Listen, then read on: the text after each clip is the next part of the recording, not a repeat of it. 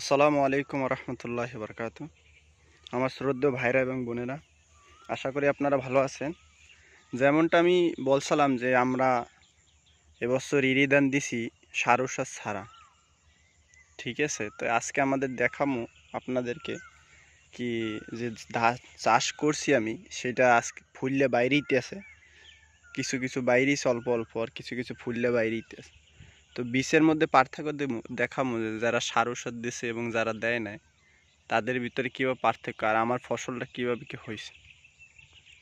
তো এই যে সামনে দেখতে পাইতেছেন, এইটা হলো আমার ফসল।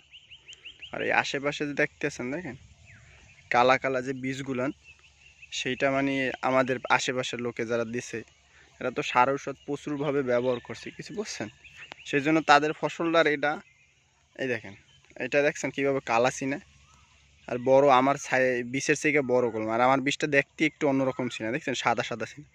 যেহেতু আমি সাদা সার ব্যবহার করি না এবং কোনো সার ঔষধ ব্যবহার করি না, এই কারণে আমারটা একদম সাদা, বুঝতে পারছেন। এই তো পার্থক্যই দেখা যায়, তো আপনারা দেখতে পারতেছেন যে পার্থক্যটা কি আসলে, ঠিক আছে। তো এবছর আমরা অভিজ্ঞতার জিনে দিছি এই যে এবছর কীভাবে কি হয়, কারণ জমিতে অনেক বছর হইতে চাষ করা হয়েছে সার ঔষধ দিয়া, এবং জমিরও একটা উর্বরতার একটা নির্ভর করে কি মানুষ সার ঔষধ যত দেবে অত আস্তে আস্তে জমির উর্বর ক্ষমতা নষ্ট হয়ে যায়।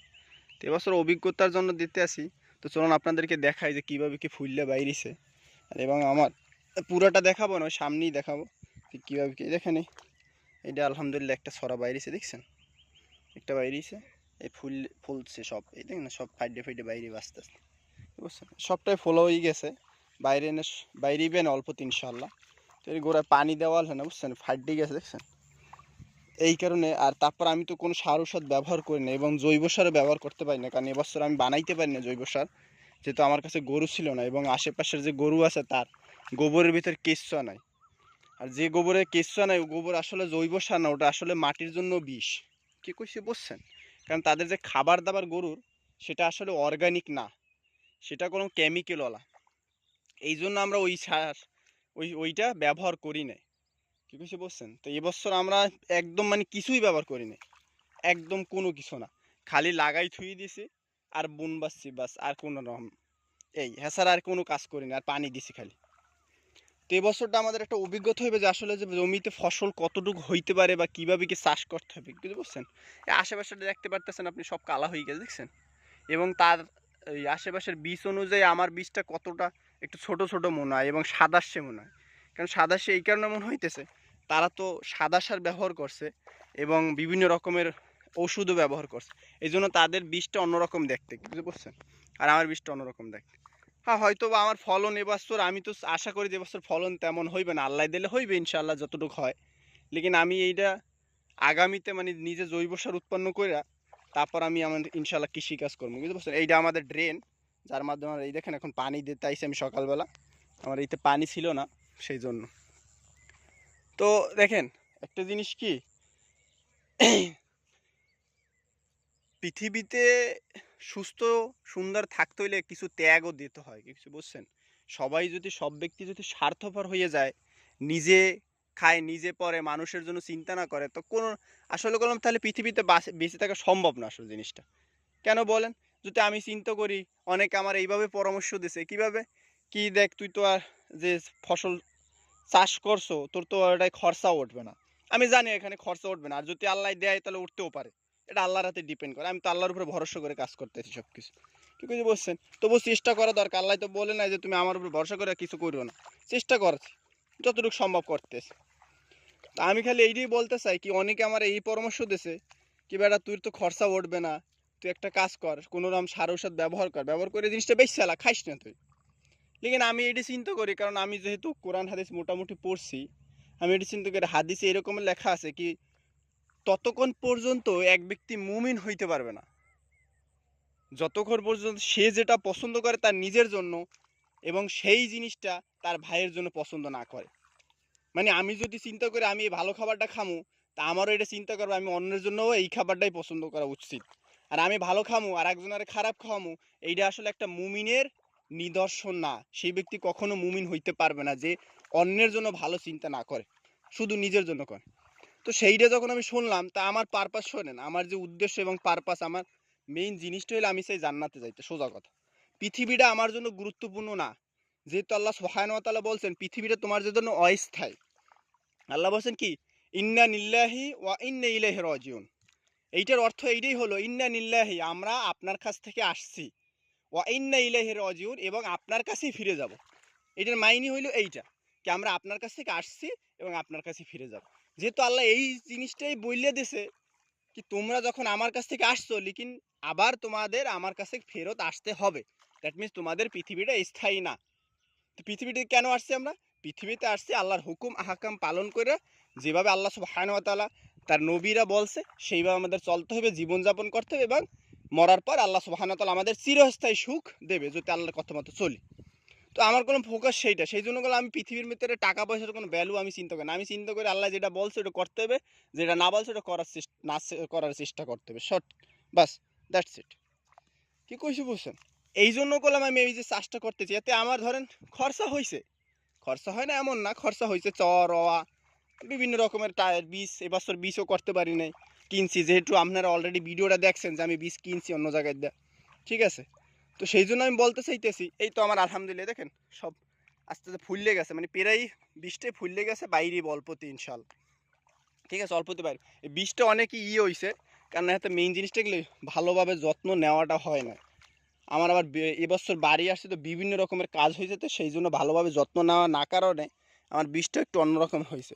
আর কোনো কিছু ব্যবহার না করলে একটা জিনিস তো করা লাগবে, হয়তো বা কেমিক্যালযুক্ত জিনিস, আর নাই তো জৈব সার, যে কোনো একটা তো দিতে, মাটিতে তো খাবার দিতে হইবে, তারপরে তো সে উর্বর ক্ষমতা বাড়াইবে। তো এবছর আমি কিছু করতে পারি না, জাস্ট এবছর অভিজ্ঞতা নেওয়ার জন্য, যে মাটিটা কতটুকু কি উর্বর আছে এবং কতটুকু ফসল হইতে পারে এবং কিভাবে চাষ করতে হবে কিভাবে না করতে হবে, সেটা অভিজ্ঞতার জন্য এবছর চাষ করছে আলহামদুলিল্লাহ। তবু আল্লাহর রহমাতে যেভাবে দেখা যাইতেছে তা আলহামদুলিল্লাহ ভালোই ফসল হবে, খারাপ হইবে না। বুঝতে পারছেন? তাদের তুলনায় এই যে যারা সার ওষুধ দিয়েছে তাদের তুলনায় খারাপ হইবে না, ঠিক আছে। তো এইটাই আমি বলতে চাইতেছি কি, আসলে পৃথিবীতে সবাই যদি স্বার্থপর হয় এবং কোরআন হাদিস অনুযায়ী না চলার চেষ্টা করে, মানুষের ক্ষতি করার চেষ্টা করে, তো কোন ব্যক্তি যে এই এই এই একজনের একজনের তো স্যাক্রিফাইস দিতে হবে, ত্যাগ দিতে হইবে, আল্লাহর কথা মতো চলতে হবে। সেই জন্য আমি এইটাই চিন্তা করি যে কেউ করুক আর না করুক আমি করি। কেন করি?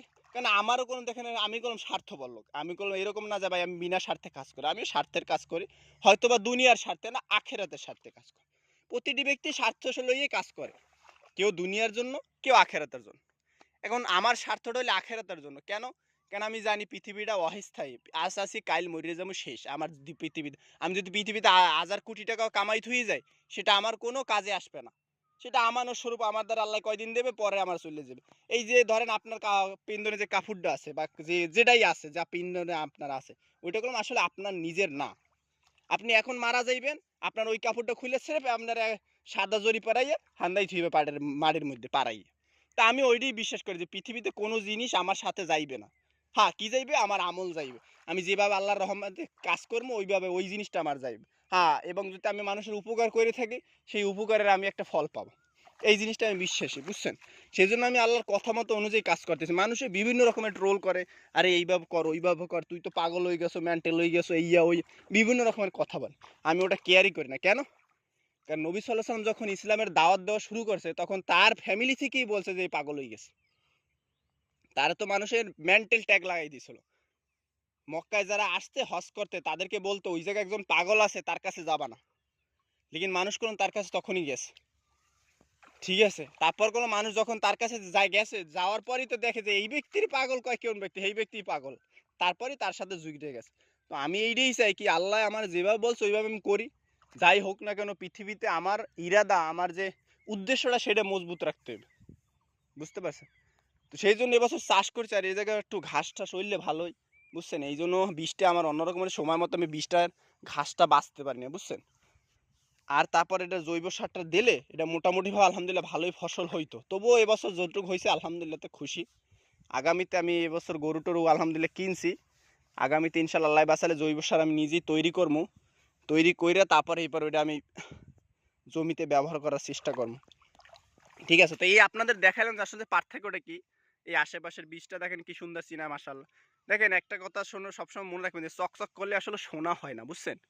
যেটা সোনা না ওটা চকচক করলেও সোনা, যেটা সোনা ওটা চকচক করলেও সোনা, আর চকচক না করলেও সোনা। সোনা তো সোনাই, আর বেশিরভাগ চকচক করে করলাম যেটা নকল সেইটা। তাই এই যে জিনিসগুলো, এটা যে কত রকমের যে কেমিক্যাল এবং সার ঔষধ ব্যবহার করা হয়েছে, এই জিনিসটা যে এই ফসলের খাবারটা যে খাইবে, হ্যাঁ প্রথমত অ্যালার্জি, বিভিন্ন রকমের রোগ এই বর্তমান যে আসছে সবগুলান হইবে। কেন? কারণ খাবারই সব কিছু। সুস্থ খাবার সুস্থ শরীর, অসুস্থ খাবার অসুস্থ শরীর। আর আপনি যদি সুস্থ থাকতে চান আর আপনি যদি শরীরের অসুস্থ খাবার খাওয়ান, তাহলে কেমন আমি জীবনে সুস্থ থাকবেন? আজীবন আপনার ডাক্তারের চক্কর লাগাইতে হবে, আর ডাক্তারের ঔষধ বাঁচবে, আর ফার্মাসিউটিক্যাল কোম্পানিকে লাভ হইতে থাকবে। তো এই জন্য আমাদের যদি সুস্থ থাকতে হয়, ভালো থাকতে হয়, আমাদের শরীরেরও সুস্থ খাবারটা দিতে হবে।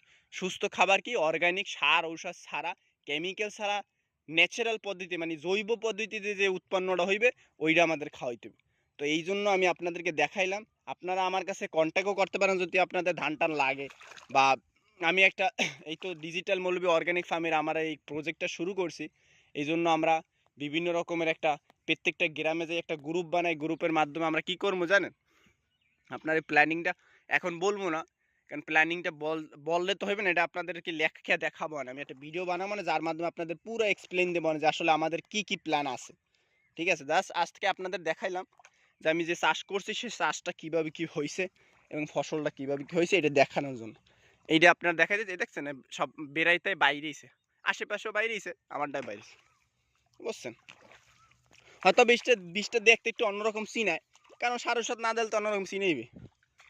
এই কি কইছে বুঝছেন? তো আমার চেষ্টা এটাই কি যতটুকু সম্ভব আমার করতে হলে পৃথিবী একদিকে আর আমি একদিকে যাইলো, আমি আল্লাহর কথা অমান্য করে চলবো না। এইসব কাজ সব কাজই চেষ্টা করবো, বাট স্পেশালি এই সার ঔষধ ছাড়াই যে আমি অর্গানিক শুরু করছি, এতে আমার যদি খয়রাতও করা লাগে তবু আমি এই জিনিসটা চালাই যাবো। এটা আমার উদ্দেশ্য, যতক্ষণ পর্যন্ত জীবিত আছে ততক্ষণ পর্যন্ত। মরি গেল তো গেলাম। এখন আপনারা যদি চান এই জিনিসটা বাইসে থাকুক, তাহলে আপনারা আমার সাথে যোগাযোগ করবেন।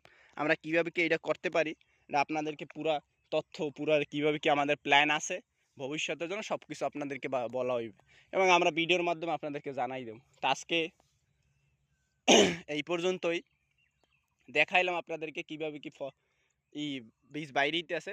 আর দেখাবো না যে একদম সব পুরা যখন বাইরে যাবে ছড়া, তখন আপনাদের আর একটা ভিডিও দেখাবো যে পুরা ছড়া বাইরেই গেছে সপ্তাহ, আর কাটার দিন দেখাবো পরে।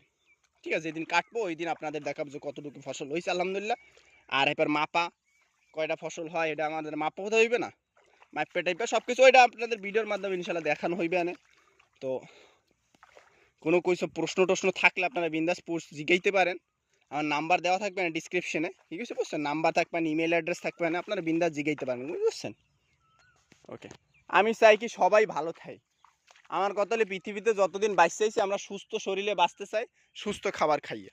কারণ সুস্থ খাবার না খাইলে আমরা সুস্থ থাকতে পারবো না, পসিবলই না। আর আমাদেরকে এখন বর্তমানে ব্রেন ওয়াশ করা হয়েছে কি সার ঔষধ ছাড়া কোনো কিছু হয় না। আর সার ঔষধ ছাড়া খাইলি এই আজকে দেখেন হার্ট অ্যাটাক, এই কিডনিতে সমস্যা, এই ইয়াতে সমস্যা, অ্যালার্জি, বিভিন্ন রকমের যত রোগ হয়েছে সব রোগ আপনারা যাই দেখেন এর পিছনে সর্ব বেশি ভূমিকা রাখছে খাবার। কারণ আপনার শরীরে খাবার যেটাই দেবেন ওইটাই তো আপনার শরীরে হইবে, ঠিক আছে? আর এই বেশি উদ্দেশ্য হলো এই সার ঔষধ ছাড়া, এই সার ঔষধগুলো, এই জন্য আমি এর শুরু করছি। দেখি যা হয় হইবে ইনশাল্লাহ। মানুষে বিভিন্ন রকমের কথা বলে কি বেড়া তুই পাগল হয়ে গেছো, তুই সার ঔষধ ছাড়া এতে কি হইবে ফসল, কোনো কিছু হইবে না বেড়া, এহর লিকা অহর লিকা, বিভিন্ন রকমের কথা। আমি তো গেরা করি না, কারণ আমার আল্লাহ যা কইছে আমি এই অর্থে মানুষদের রোম আমি, হয়তো বা একদিন তারা বুঝতে পারবে, বুঝছেন? তো আজ এই পর্যন্তই। কোনো প্রশ্ন থাকলে জিজ্ঞাসা করতে পারেন বিন্দাস, ডিসক্রিপশনে নাম্বার আছে আমার, ওইটা হোয়াটসঅ্যাপ নাম্বার, ইমো নাম্বার, আপনারা কন্ট্যাক্ট করে জিজ্ঞাসতে পারেন, ঠিক আছে? কোনো তথ্য জানা থাকলে। তো আজ এই পর্যন্তই, সুস্থ থাকবেন, ভালো থাকবেন, আল্লাহ হাফেজ।